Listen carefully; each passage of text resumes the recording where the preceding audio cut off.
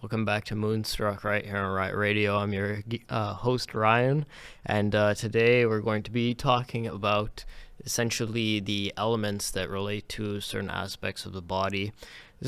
You can consider this almost a part three of what we were covering last week, just about the energy centers and whatnot. But we're going to go into a bit of how different, depictions of this have appeared throughout various cultures, just briefly, but focusing mainly on the elements that are associated with them. We can even see this in animes. I don't know if this would technically be considered an anime, but Last Airbender, you can see the four elements, and the avatar is the person who has these qualities formed in him to a certain degree in which he can interact with them in a certain way. So it's a pretty interesting concept, especially when we relate it back to the human body. And, we've talked about in the past numerous times that human body is made of 75% water, around that.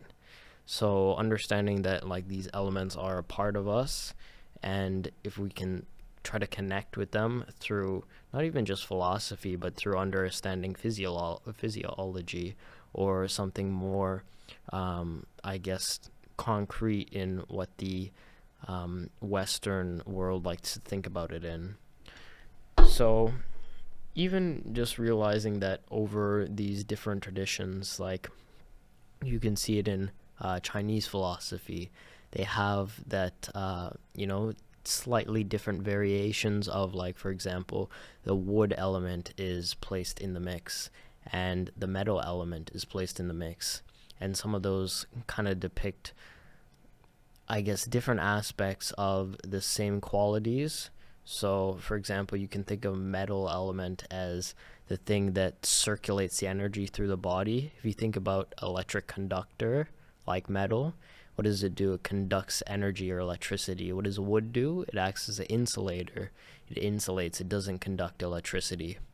So, understanding that these are kind of subtle variations in the same kind of thing is kind of relevant. So these really come into play with the human, structure when we consider things like how we are interacting with ourselves on a physical level, emotional level, you can say spiritual level or conscious level, and kind of using that to understand where imbalances might occur within the body. So obviously there's some kind of difference in the variations, as I mentioned, throughout different cultures. In Hindu philosophy, or more philosophies that are kind of based in, I would say, India, or various, I guess you could say it's not limited because they have similar belief system in places like Tibet, but they generally operate on 5 elements, being earth, water, fire, wind, or you could say air, and space or ether. And the reason why I generally depict it as wind and not air is because wind is almost a form of action or a form of movement rather than it is a physical substance. And they kind of cover this concept very briefly in their philosophy, that air in itself is almost like a substance which is not generally associated with what we think in the Western world to be air. It's not oxygen, carbon, nitrogen, whatever. It's almost a substance in itself. It's a type of form of energy that moves beyond dimensions in reality or in the cosmos. So I'm going to take a sip of tea here because I need to catch my breath.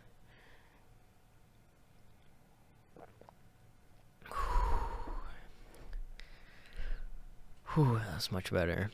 But yeah, see, even just a little sip of water right there just chills out the body. Or I guess tea in this case, but same principle applies.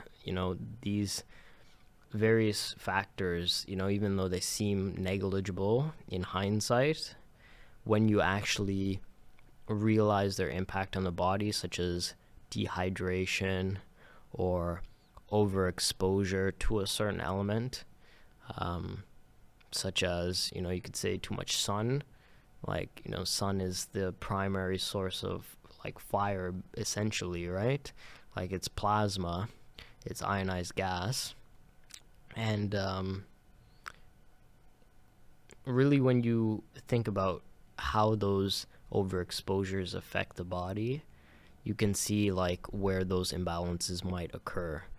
Like, for example, they say, like, I don't know anybody, like, out of my personal experience who's like had this happen, because like this is something that science says, but I've never actually seen it or experienced it or know anybody who's experienced it. But they say you can die from drinking too much water, right?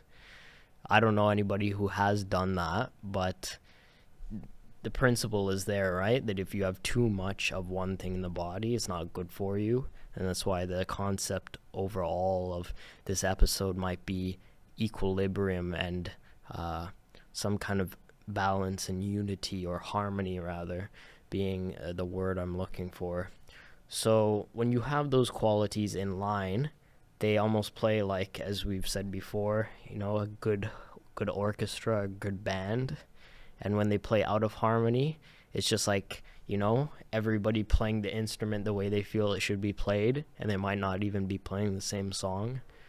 So when you think of things in that kind of, I guess, quality, you can understand how, for example, you might be super strong physically, but you might be putting like a lot of strain on your heart. Or, say you're somebody who goes to the gym, but you take like a ton of supplements. I was talking about this actually in a different segment earlier this week, not on this platform, on a different platform. And I was talking about how when you go to the gym and you take a bunch of supplements, you're making the body work harder, because you're putting more stuff into the body for it to then filter out. So if you're like in the gym and you're taking like pre-workout BCAAs, creatine, all this stuff in like one day, that's like more stuff than the body would have to process than it would normally, right? Like without you taking that stuff. And if your goal of going to the gym is to be in better health or to detoxify the body, and like I'll put an emphasis or quotes on that word, detoxify, because essentially when you exercise, it's almost like exorcise, like you're pulling negative energy out of the body. Then you're putting it under more stress because you are putting more stuff in it. So if your goal is to kind of filter the system, you want to take as much pressure off it as you can to kind of do that. And essentially it's the same principle with this, right? Like, putting more work on your kidneys, or putting more work on your liver, or putting more work in one part of the body, but you're sustaining something else. But it can be done. Like, you can build muscle, or you can go to the gym without that stuff. You can have that kind of progress without putting your body under that stress as well, because understanding that it's not just about, you getting stronger or you developing in some way, but also doing that over a long period of time, or having longevity to that, right?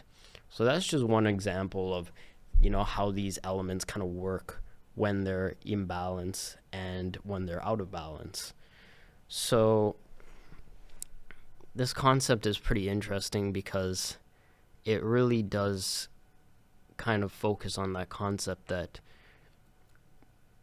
you have to really think of yourself almost like a conscious machine, right? Like, people make the analogy that, people or brains are almost like computers in some way. I would say that's half correct, but maybe half incorrect, because, science or psychology will even show us that there are two aspects to the brain, left and right. And the left works more like a computer, and the right acts more like, well, we don't even fully understand what that really operates like, but generally it operates off, creativity, intuition, things that are not based around physical sensory data, or, this 1-0 code that generally the left brain operates with. So you can almost think of the essence of those things as, almost you have the general on one side, like the right brain, and then the left brain is almost like the soldier who goes into battle following the battle plan, but he does not have the ability to develop that battle plan himself. But almost the general does not have the capability to exercise that through the same way that the left brain would. He can't go into battle himself. So it's like one can come up with a plan and one can execute the plan, but they can only do those actions like by their respective association. They can't take on the other roles or I guess shift their efforts to do things that the other one would do. So understanding that to a degree we do operate somewhat like a computer, and that when that aspect of the computer is functioning well, like you do the disk cleanup or whatever, then you have these aspects of the physical body imbalance, right? So that's one thing. The other thing is that when you get these imbalances, it can affect other parts. Like, for example, when you have too much fire element, that what does that do? It dries up water, right? What does it do when you have almost even more fire? It dries up earth, right? And all these are connected through a certain flow, right? Just bump the mic there. I don't know. Yeah, here. Give you guys a little bit of stimulation by rubbing the mic. But essentially, they're all connected by a certain flow of energy, right? That goes vertically aligned through the body, even though it branches out into, different dimensions of like length, width, height, all the different dimensions depicted in space or depicted in science that refers to space. And then it even goes into time and stuff like that. But generally thinking, you could just look at it vertically or whatever, or from a almost like bird's eye view. But generally speaking, you have this flow of energy that goes through the body, and when it is blocked or when it's imbalanced by something being overactive or something being underactive, it affects everything around it. So really cultivating harmony is the goal. And maybe we could actually pull up the just the doshas of what it says about like vata and all the other elements. Yeah. So here we see kind of the like Eastern kind of depiction of this that is commonly more associated with the guru tradition of I'm going to butcher this word probably, but Averurenic medicine or something like that. I've never learned how to pronounce this word in all the times I've basically looked over this concept. So it's just one of those things. But anyway, probably butchered that. But the point is that these are essentially the three formations of how these elements are basically cultivated with each other. So vata is essentially you have air and ether, and then pitta you have earth and fire, and then kapha you have fire and water. So these are kind of pretty interesting when we're just thinking about the nature of like human beings, and why just some of us are even like different physically or different the way we think or whatever. It's generally depicted in some philosophies that it's because we have a different makeup of these elements, right? So you can kind of see some of the I guess qualities are associated with this on the screen if you're watching or just listening in. Essentially, if you're air and ether dominant, you're a very energetic person. You're very, I guess, creative and flexible with your thinking. You're not as rigid. You're more open to self-expression, these kind of things. But you can also risk being ungrounded because it's a very unstable energy. If you think about how light or even beyond light, ether or space is, and then air. Those are very light elements that are not like tethered in materialism or anything in the physical realm, essentially. Like air is the densest element there, and like I can just move my hand through the air like that, so it's not very resistant to change. But that's just an example, really, of one of the qualities associated with this. And you could say Pitta, fire, and earth, is a bit more, I guess, I wouldn't say an equilibrium, but it's a bit more diversified in the sense that you have one aspect that is earth, which is like really tethered, it's like foundational, and then you have fire, which is something that's transformational.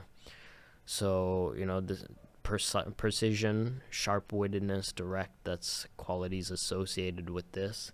But it could also lead to, I would say, if you have, like, for example, in this equation, too much fire, you can be prone to fits of rage, or burning up that earth, which we talked about, burning up the foundation.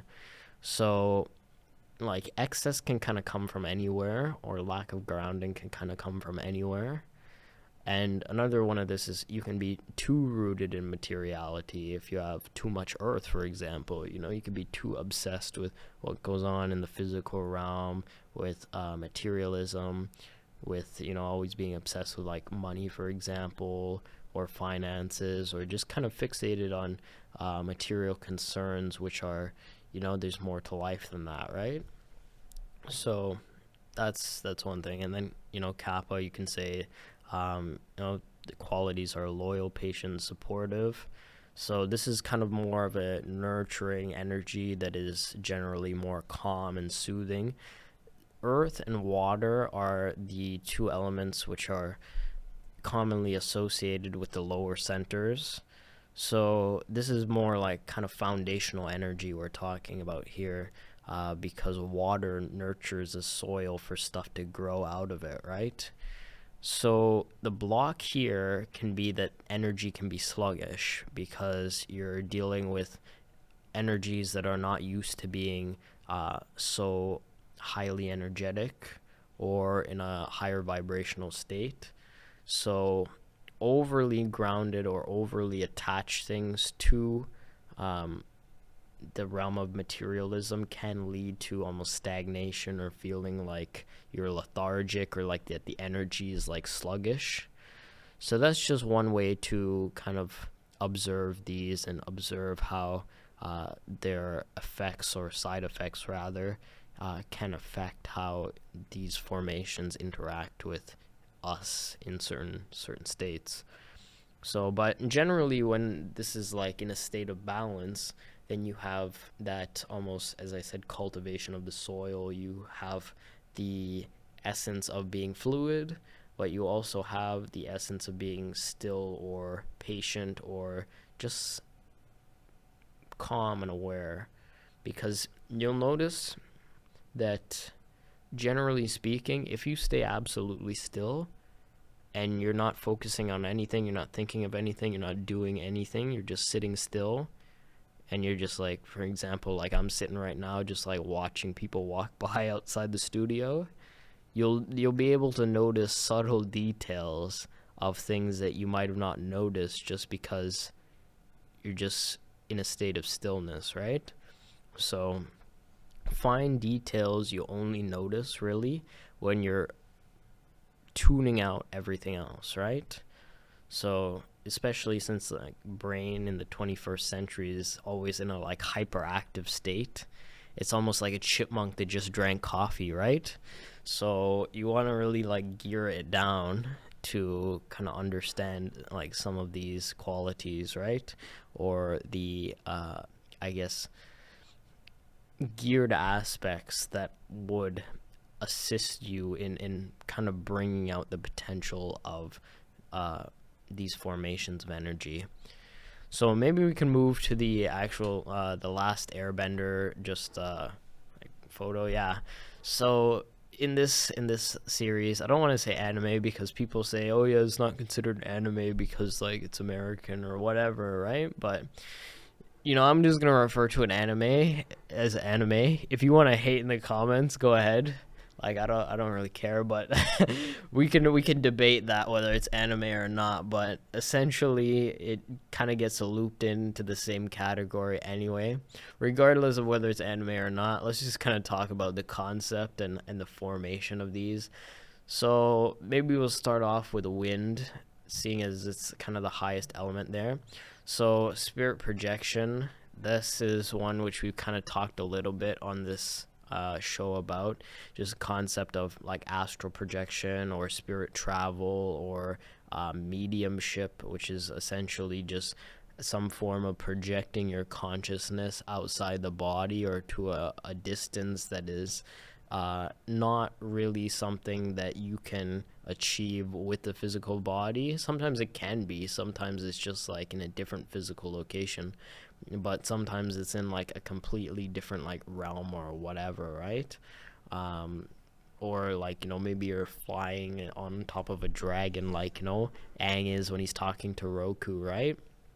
So that's one ability. It's essentially the ability to project your spirit beyond your body, and that's associated with the wind element. And here, temperature regulation, you can almost think of that as like pranic breathing or just like deep breathing, in which you're channeling the energy of the body to create a type of regulatory state or state of homeostasis. So say like we're in Canada right now, it's freezing cold outside. Say I go out there without a jacket or whatever, I just go out there like this and I do deep breathing, like I'll be fine because I'm moving my energy into a state of self-sustainability by channeling the force of breath to create heat.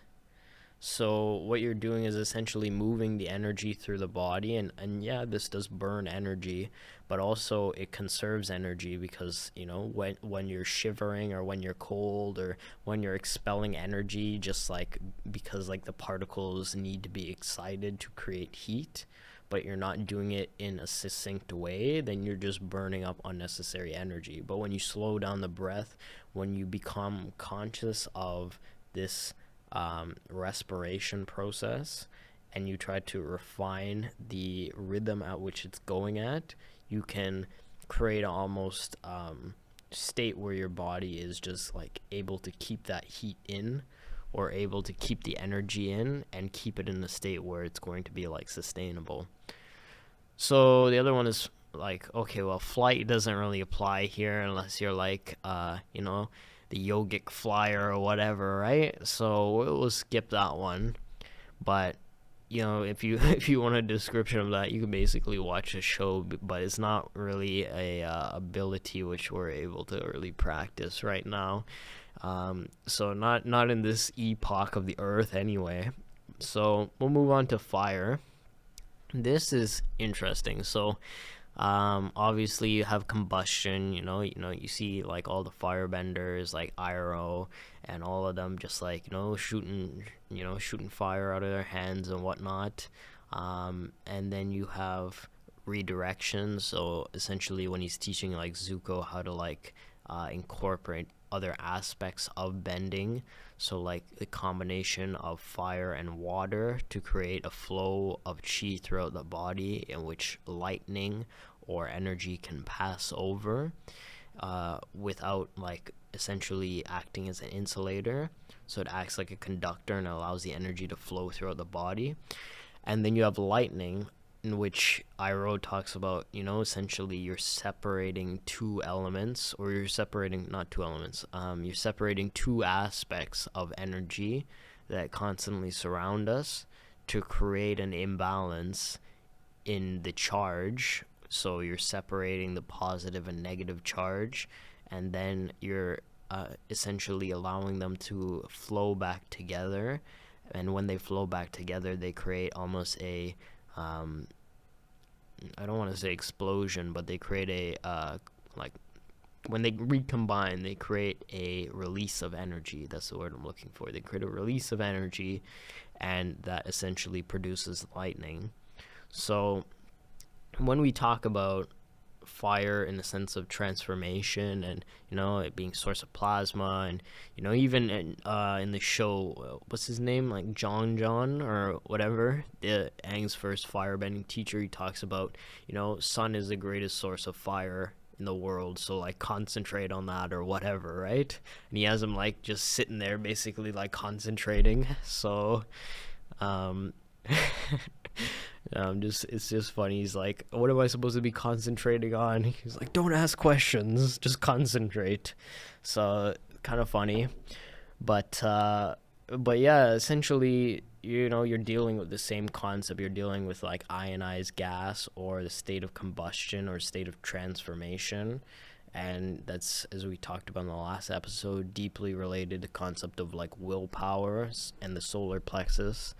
So, and lightning is just another form of plasma, and lightning occurs differently actually depending on the medium it's in, because for example, it doesn't really occur too much in space. I'm not saying it doesn't occur ever, as a just flat out statement, but I'm saying you don't see it typically occur in space because there's no medium for it to discharge through. Like one of the things that produces thunder, or the loud sound that lightning essentially expels, is that it's in an air medium. So without the air medium, it doesn't have almost a field which it can disperse through in the way that it does on Earth. So that's one of the aspects of that, and we've talked about in the past also too, like the sun is literally producing so much plasma or so much energy that it's reverberating or vibrating space-time and creating like this flow of space and time itself, because we're just in a medium that can see that flow of time, because the sun is so like dense, beyond the density of like our little planet, that like we can actually observe things happening. So that's pretty like crazy concept just in itself, in terms of what that actually means for our perception of consciousness. But going back to the elements, we'll talk now essentially about the concept of water. So yeah, Ira was talking about how was it he put it, understanding the four elements can help you understand the balance within yourself. So, or rather, he said it can help you become whole, or something like that, something to that effect, right? So essentially the message there is that understanding the different styles can help you understand not just your own style, but it can help you expand that style and basically incorporate other aspects of what you need into it, by exploring the way other people see the world, or by the way other people utilize the style, or even like you can think about Bruce Lee in martial arts, right? You could think about how when he invented Jeet Kune Do, he took essentially footwork from boxing, he took styles from Kung Fu, he took like all these different styles and he made them into a new style essentially, right? But point is that you take what works, or you take what you think is helpful, and you leave the rest. But to do that, you have to explore the different styles and understand them fully first. So move this mic. There we go. All right, so looking at the water element now, you have spirit healing or healing. And this is essentially just the concept of, I was actually talking about this with somebody yesterday. This is like prime, like magic, beyond magic 101 here. So if you're watching this and you're like, oh yeah, I know there's something else out there in the universe or in the cosmos, and you want to tap into it, this is like the go-to episode. So like the life hacks basically. So essentially, you can see this in like the series when Katara gets burned. She puts her hands in the water and she just accidentally ends up healing herself. But the concept behind that is essentially water has an ebb and flow to it, and there's a rhythm, almost like a wave, that the water rides, and it's a type of almost depiction of energy. Like, it's talked about in science that water can act like an energetic battery that stores energy or is able to absorb energy. And the concept behind that is that when you think of water waves, that's just like sound waves, just like electric waves, just like magnetic waves. It's a type of expression of wave. And that's the essence of what water is. It's fluid movement, and it's a type of state that could hold energy. So, we talked about this in the past, how it can hold sound energy and form different like crystal lattices based on the type of energies it is exposed to. So incorporating that back into this concept of healing, for example, say, you're in the position of Katara and you get burned or something like that by fire, and you go put your hands in the water and try to heal. Essentially what's happening is when you get burned, you're picking up a certain type of vibration, and that vibration also has a counter vibration to that, or a wave that operates in the inverse, almost like how sound canceling headphones or noise canceling headphones operate on that same technology. They're creating inverse waves to cancel out sound waves. You are essentially listening in the water for that vibration that was associated with the burn, or with that energy that was taken on by getting burned by fire or whatever. And then you are sensing the energy flow of the water to reverse the flow of the energy that got absorbed into you. So it's a pretty interesting concept, because it almost outlines that concept that what can be done can also be undone, and what is what can burn you can also be healed. So, and that's essentially like the moral of that story, that through the state of healing, through sensing the ebb and flow of something, and through understanding the energy of or the movement of the energy between things, you can undo that energy, or you can untangle it, right? So, in science, another big concept, entanglement. They never talk about unentanglement, though, which is the ability to unentangle the vibration, or unentangle the energy, right? So, but same concept, right? You're almost like taking an energetic knot that's been like tied up, and you're unweaving it. So, and allowing the energy just to go back to the form it was in prior. So, pretty interesting concept. Most people are probably like, not even engaged in these things, but, if they were on their deathbed, or, dying from some like, terminal like condition or whatever, or, in a state where they got burned by fire and want a quick solution for healing, then they would be engaged in this, right? But again, we're living in the 21st century where we've kind of shut off our mind to these higher forces of nature, but understanding our what's the word I'm looking for? Our lack of influence, I should say, in reality opens you up to a certain essence of humility in which you can expand your knowledge. If you think you know everything, you can't learn anything, right? But if you think, or just stay in the state of being in which you know nothing, then you're in a state where you can learn or advance yourself in some way, right?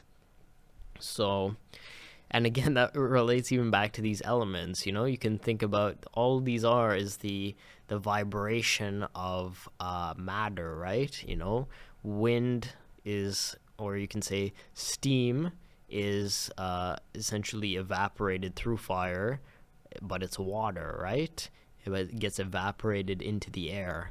And then water is a solidified state of steam, which when it's cooled, it turns into, water turns into ice. It's the same substance though. It's H2O, right?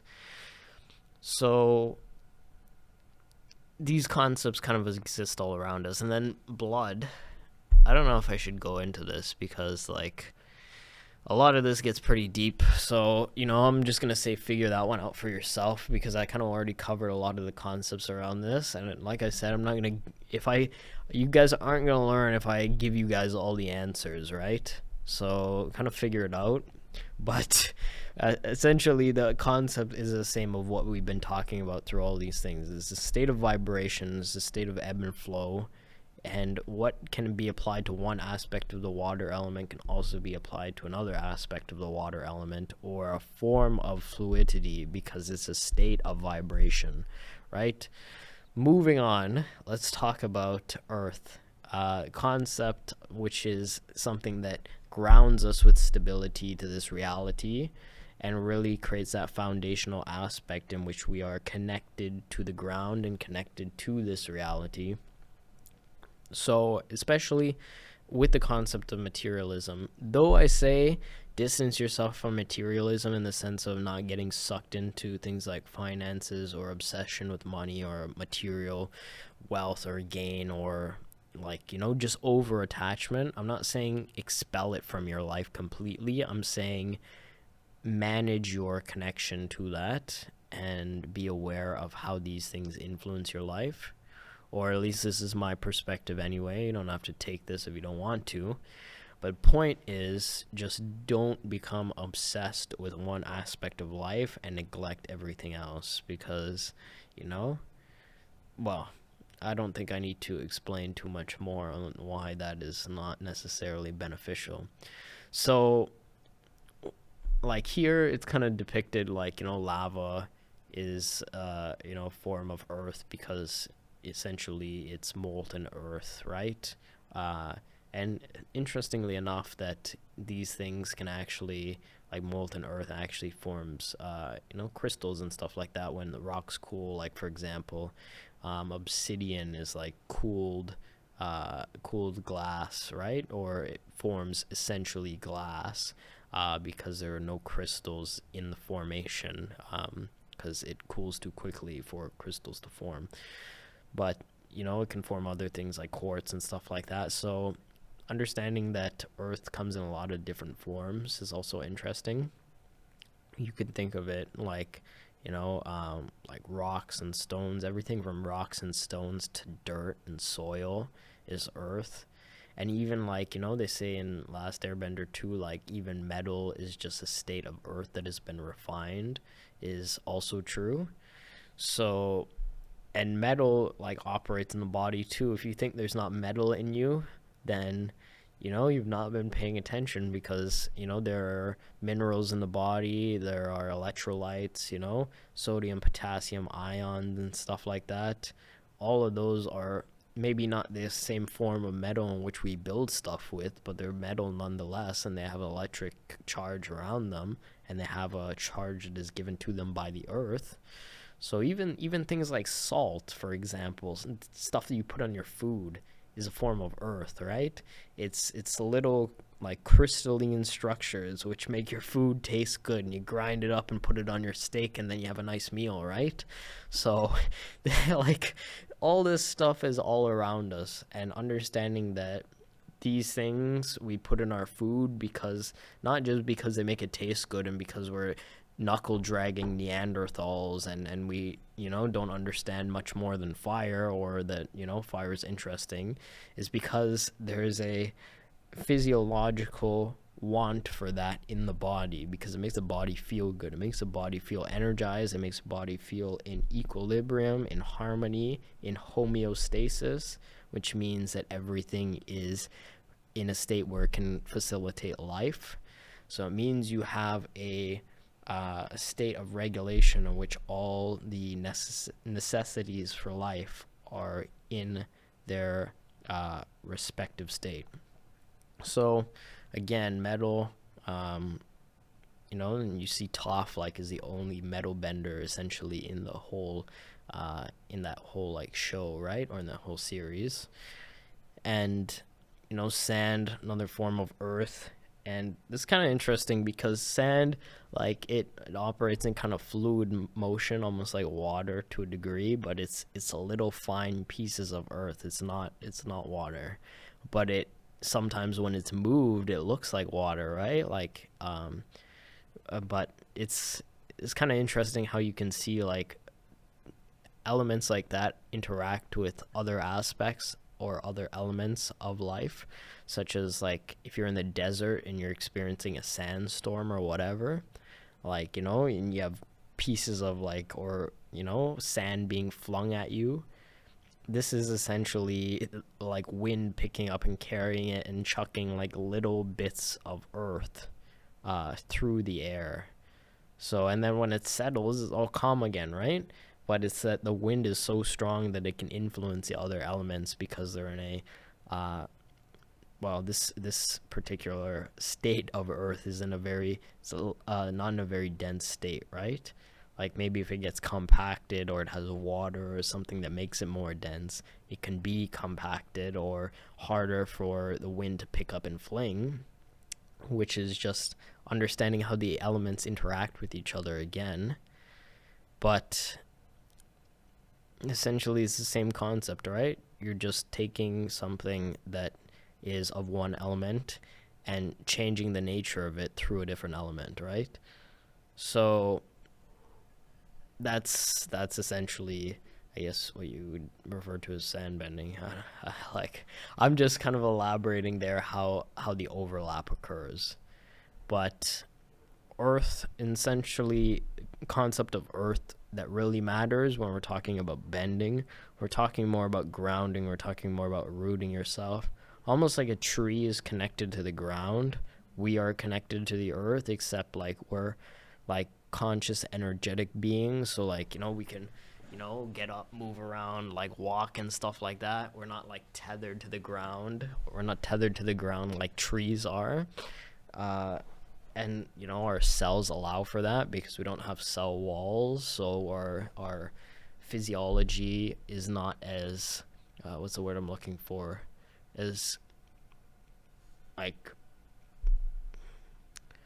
I don't want to say constricted because that's not the word, but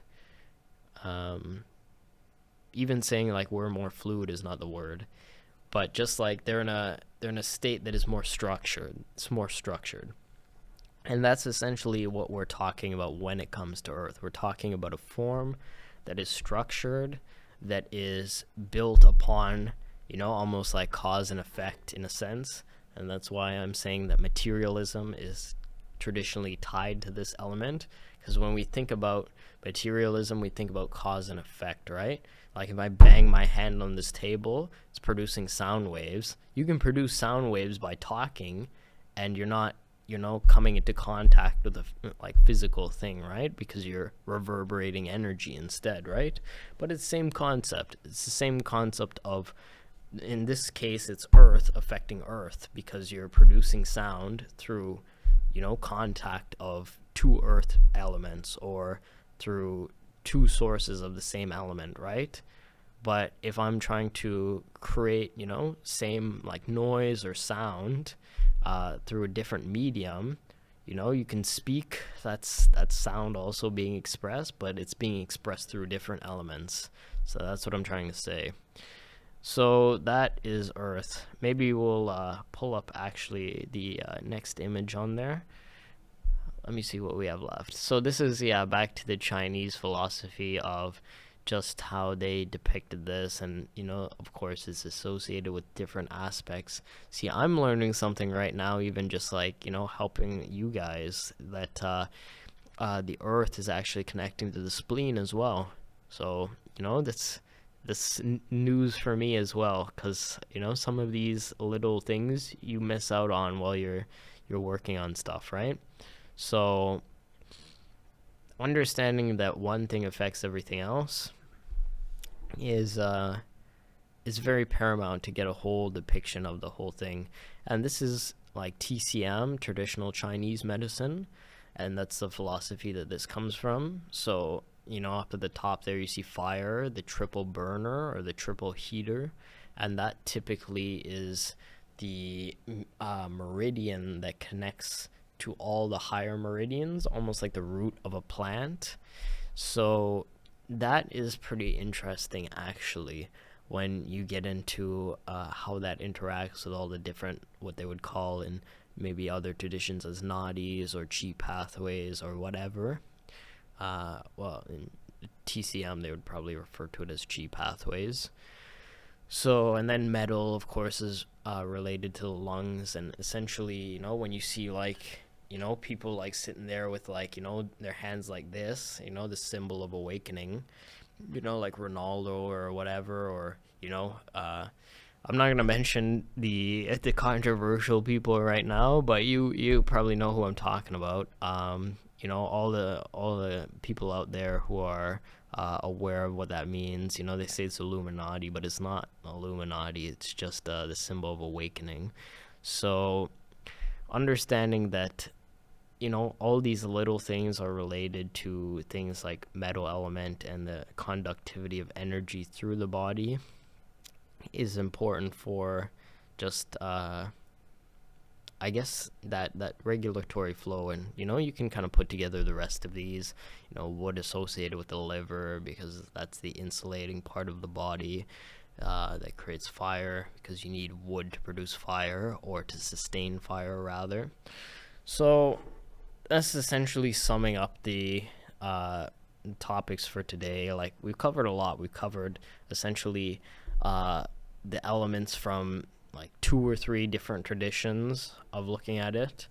We covered the effects, how that relates back to the Western view of just like looking at things, the very as maybe Palpatine would say, like the dogmatic view of science or whatever. So, but essentially it's like same principle, right? You're looking at something through one lens, which is not like a full comprehension of the whole thing. We could take that image down. I'm just summing up here. So yeah, we've covered quite a bit, and this kind of ties in together what we were talking about in the last 2 episodes, just with the planets and their respective energy centers. These are the elements that kind of tie in together the physical nature of those things.